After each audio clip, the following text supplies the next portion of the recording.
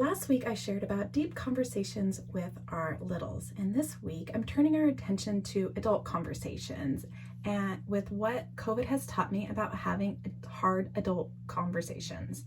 Hi, I'm Catherine O'Brien, relationship psychotherapist at happywithbaby.com and the author of Happy with Baby, Essential Relationship Advice When Partners Become Parents.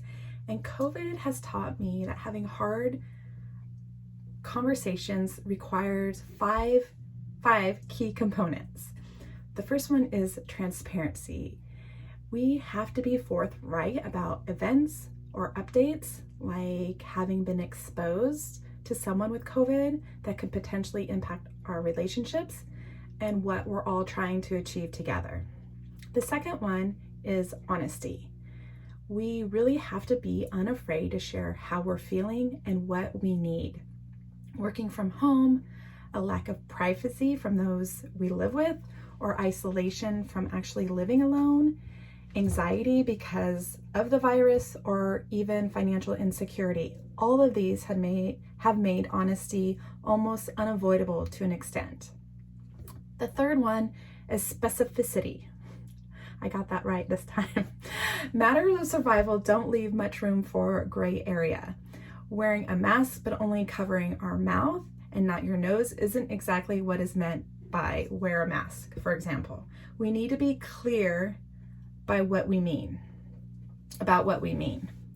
And the fourth one is trust. This one takes a lot of practice and sometimes a leap of faith, but through transparency, honesty, specificity, we're able to build trust where maybe it didn't even exist before. And the fifth one is compromise. We have to learn where we must be hardlined and where we can flex a bit. We have to put our creativity to work in coming up with possible solutions, and we've had to weigh options and choose accordingly. Does that make sense? Good, I hope so. But now you might be asking me, okay, but how, Catherine? How do I have a hard conversation that has nothing to do with a fatal disease? And that is a great question.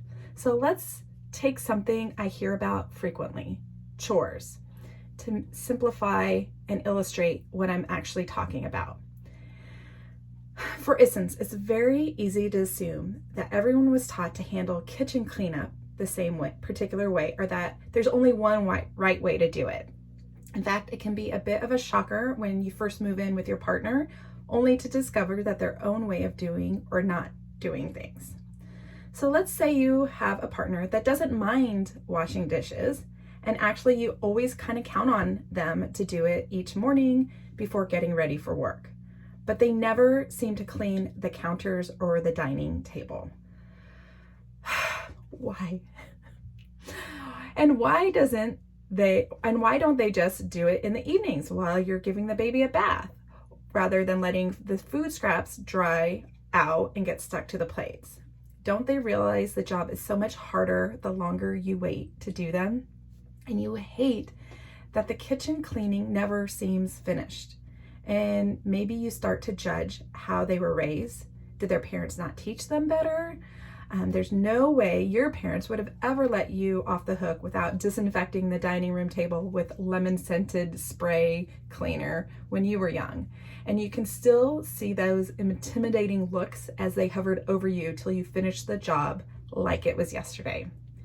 So instead of lashing out at your partner for not finishing what they started and leaving the work for you to do, you can instead get curious and ask them, why do they do it that way?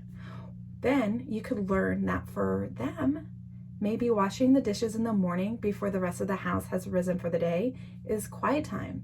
They get their head right for the day and they enjoy that. And you might learn that their mom worked a lot when they were younger and there wasn't much time to teach them that the dishes aren't done until the containers underneath them have been wiped clean. And you might also learn that they won't be able to do a perfect job because they have to stop at a certain time every morning to get ready for work in time. But that they want you to know you can always count on them to do what they can every single day. Now, how could this information actually change your point of view? Maybe you approach them with more empathy, more gratitude. You might decide that your desire for him or them to wipe the surfaces doesn't matter so much because you know you can always count on them to actually wash the dishes.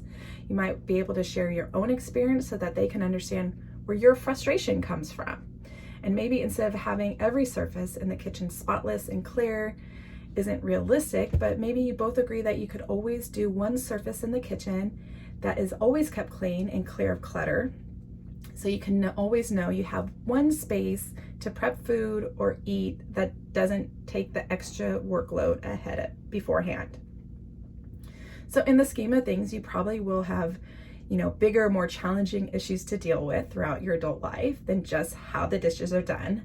If only that was our biggest problem in life. But even in a disagreement as simple and mundane as this, you can see how it presents as an opportunity for learning more about each other and working through it together. This is kind of the hidden gift in every hard conversation. So share in the comments below a big lesson that you have learned this last year, or this last year has brought forward for you, and head over to @happywithbaby on Instagram and look out for #communicationIsKey story where I'm sharing this month. And if you're watching this video as a recording on another platform, please join us in our Happy with Baby community group in Facebook. And until next time, take care of yourself, because seriously, remember, it's not if you have time, but it is a necessity.